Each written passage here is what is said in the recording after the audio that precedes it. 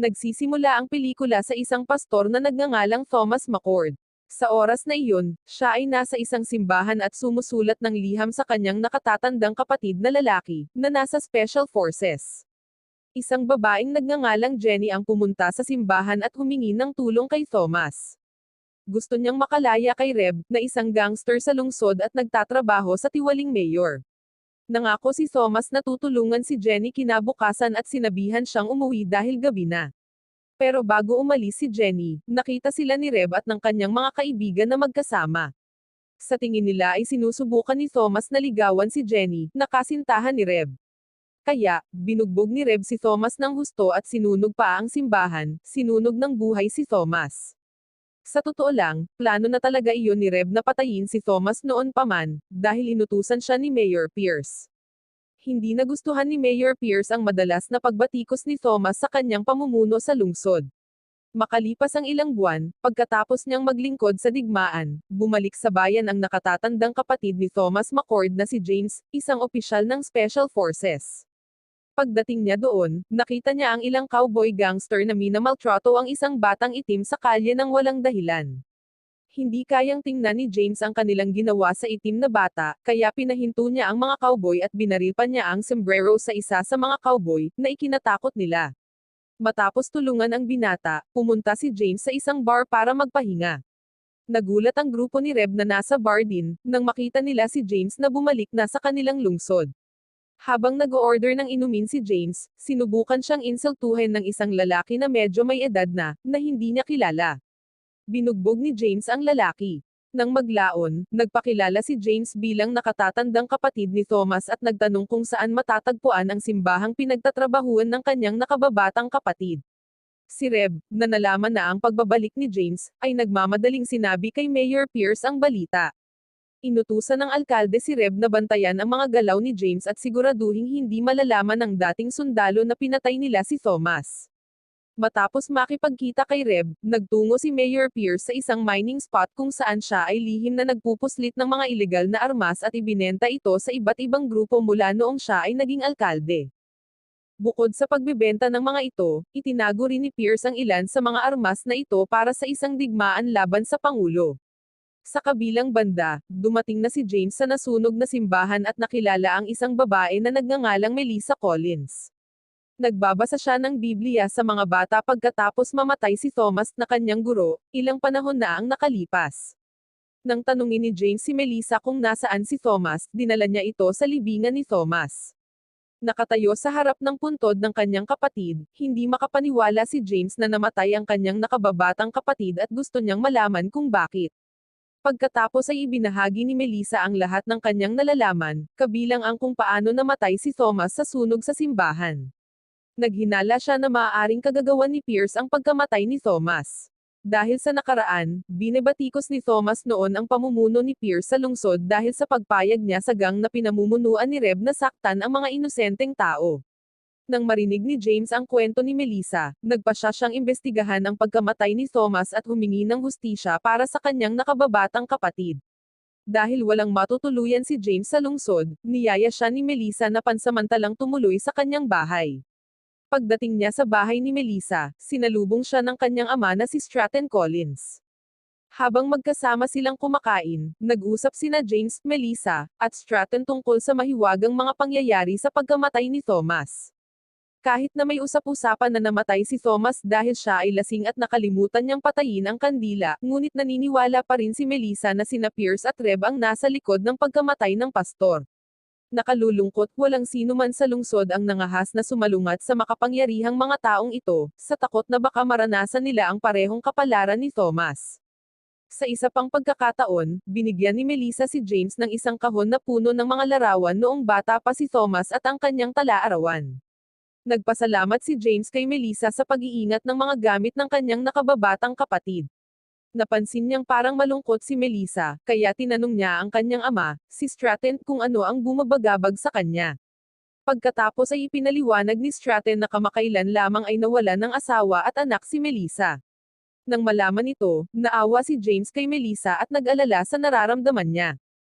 Kinagabihan, binasa ni James ang tala-arawan ni Thomas na nagkwento tungkol sa mga krimen na ginawa ni Pierce at ng mga gangster na cowboy laban sa mga taong bayan. May nakita pa siyang mapa na nagpapakita ng lokasyon ng minahan kung saan nagpupuslit ng mga ilegal na armas si Pierce. Nang sumunod na araw, pumunta si James sa downtown upang imbestigahan ang pagkamatay ni Thomas ngunit nasaksihan niya ang pang-aapi na ginawa ng mga tauhan ni Reb sa isang lalaking nagngangalang Benjamin. Walang pag-aalinlangan, itinutok ni James ang kanyang baril sa mga gangster para protektahan si Benjamin. Matapos makipag-usap kay Benjamin, natuklasan ni James na siya ang ama ng binata na iniligtas niya kanina. Bilang pasasalamat, nag-alok si Benjamin kay James na gamitin ang kanyang alagang kabayo ng libre. Gayunpaman, iginiit ni James na babayaran niya si Benjamin dahil naniniwala siyang karapat-dapat si Benjamin na mabayaran sa kanyang pagsusumikap. Hindi nagtagal, pumunta si James sa isang bar para makipagkita sa isang tao ngunit nakita niya ang mga miyembro ng gang ni Reb na binubuli ang mga tao sa bayan. Nagpasya siyang pumasok at itigil ang krimen.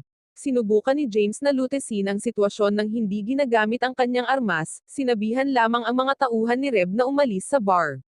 Matapos matagumpay na maalis ang mga gangster, nakipagkita si James kay Captain Lewis, isang kapwa miyembro ng Special Forces na naghihintay sa kanya.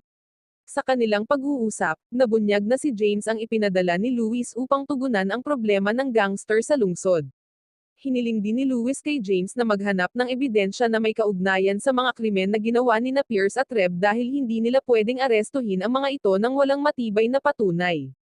Samantala, iniulat ni Reb ang pakikialam ni James sa kanilang pagtatangka na mangikil sa mga tao sa lungsod, na nagudyok kay Pierce na utusan si Reb na magpadala ng dalawa sa kanilang mga tauhan upang subaybayan si James at alamin ang kanyang intensyon sa pag-uwi niya sa lungsod. Sa isa pang tala, nakipagkita si James kay Melissa para bigyan siya ng kopya ng mapa na nagpapakita ng lokasyon ng minahan ni Pierce. Pinlano niyang hanapin ang lokasyon ng mag-isa at pinayuhan siya na magbigay ng kopya ng mapa kay Lewis kung hindi siya makabalik kaagad upang makipagkita sa kanya mamaya. Matapos maglakbay ng medyo malayo, sa wakas ay narating ni James ang mining site ni Pierce. Sa kanyang pagkabigla, natuklasan ni James ang mga ilegal na armas at ninakaw na pera na itinago ng tiwaling alkalde. Sa kasamaang palad, nalaman ng ilan sa mga gwardya ni Pierce sa paligid ng mining site kung nasaan si James, kaya kinailangan niyang labanan ang mga ito. Pagkatapos ay nagpasya siyang bumalik sa bayan dahil kinumpirma niya na ang lugar ay talagang ginagamit ni Pierce upang itago ang mga nalikom sa kanyang mga krimen. Pagdating ni James sa bayan, nakita niya si Melissa na talagang nag-aalala sa kanya. Binigyan pa niya ito ng mahigpit na yakap at gumagaan na ang pakiramdam niya dahil nakabalik si James ng ligtas. Sinabi sa kanya ni James ang lahat ng nakita niya sa minahan. Samantala, nagtatalo sina Pierce at Reb. Sinisi ni Pierce si Reb dahil hindi niya napigilan si James na patuloy na pinipigilan ang mga gangster sa pangingikil sa mga tao sa lungsod. Nainis si Reb at napag-isipan niyang barilin si Pierce, ngunit nagbago ang isip niya nang patawarin ng tiwaling mayor ang lahat ng pagkakamali ni Reb at binigyan siya ng pagkakataong malutas ang problema. Kinailangan ni Reb na kumbunsihin si James na umalis sa lungsod, at kung tumanggi si James, kailangang patayin ni Reb si James at gawin ito na parang aksidente. Hindi nagtagal, nakatanggap si Reb ng ulat mula sa kanyang mga miyembro ng gang tungkol sa ilan sa kanila na namamatay sa minahan ni Pierce. Galit na galit, binaril ni Reb ang sarili niyang mga miyembro ng gang na hindi nakabantay ng maayos kay James. Pagkatapos ay nakipagkita si James kay Lewis para iulat ang nahanap niya sa minahan ni Pierce. Sa kasamaang palad, sinabi ni Lewis na hindi sapat ang ebidensya para maaresto si Pierce at ang kanyang gang. Hiniling ni Captain Lewis kay James na mag-isip ng paraan para patunayan na konektado si Pierce sa mga ilegal na bagay na nakatago sa minahan. Isang gabi, bumalik si James sa bayan at nilapitan siya ni Jeannie, na nagsasabing marami siyang alam tungkol sa pagkamatay ni Thomas. Dinala niya si James sa kwadro ng mga kabayo upang ilihim ang kanilang pagkikita kay Reb at sa kanyang gang. Gayunpaman, ito ay naging isang bitag, habang hinihintay ni Reb at ng kanyang gang si James doon. Doon, humingi ng paumanhin si Jenny kay James na napilitang lokohin siya para maiwasan niya ang galit ni Reb.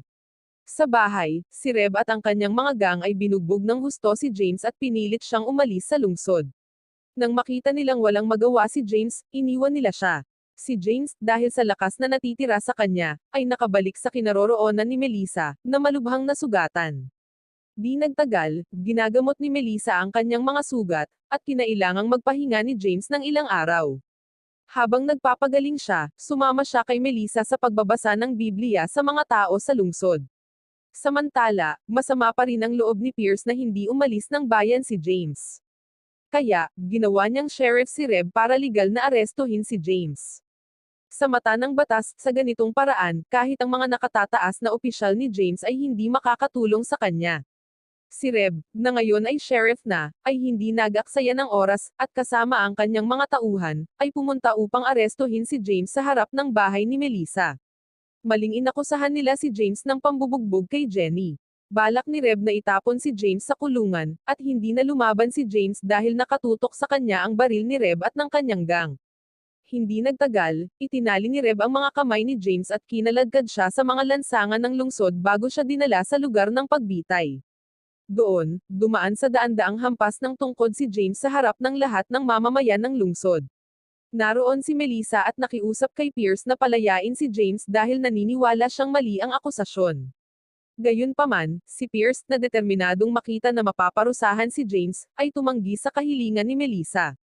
Samantala, si Jenny, na nakonsensya sa parusa ni James, ay gustong tumakas sa lungsod. Habang nag-iimpake siya, natuklasan ni Reb ang kanyang intensyon at galit na galit. Nauwi ito sa pagsakal ni Reb kay Jenny hanggang sa mamatay. Matapos matanggap ni James ang kanyang matinding parusa, inutusan ni Pierce ang kanyang mga tauhan na itapon siya sa bilangguan. Sa oras na iyon, sinubukan ni Melissa na pigilan ang mga tauhan ni Pierce, ngunit ang kanyang mga pagsisikap ay walang bunga dahil ang mga residente ay natatakot na tumulong. Kaya, lumapit siya sa kanyang ama na si Stratton para sa tulong sa pag-rally ng mga tao sa lungsod upang palayain si James. Sa impluwensya ni Stratton sa lungsod, mabilis na tinipon ni Melissa ang ilang residente, kabilang si Benjamin, na handang tumulong sa pagpapalaya kay James.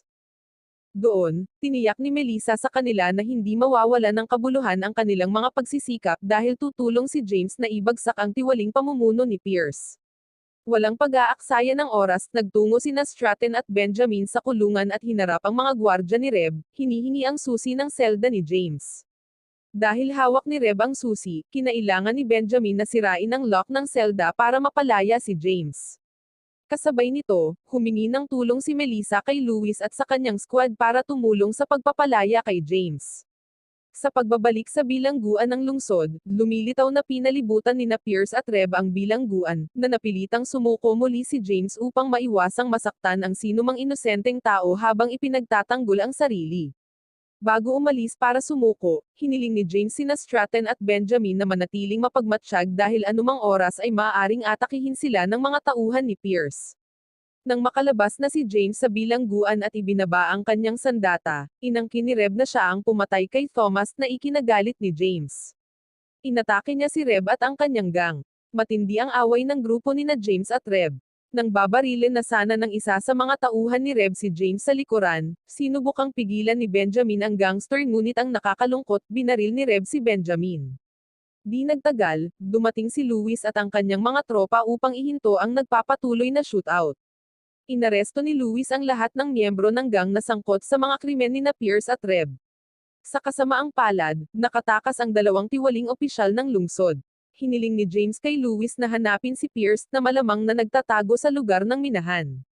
Samantala, nahanap ni James si Reb, na nagkataon na nasa harap ng simbahan na sinunog niya kanina.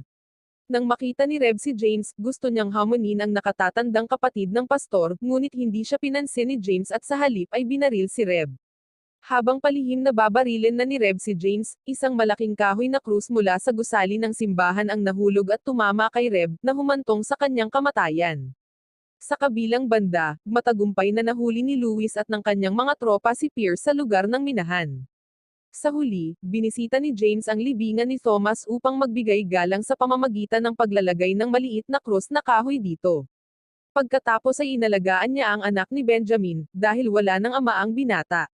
Bago umalis, nagpaalam si James kay Melissa, na nagpapaliwanag na patungo siya sa timog upang labanan ang mga tiwaling pinuno sa ibang mga lungsod. Wow naman! Doon nagtatapos ang pelikula mga idolo, salamat sa inyong panonood.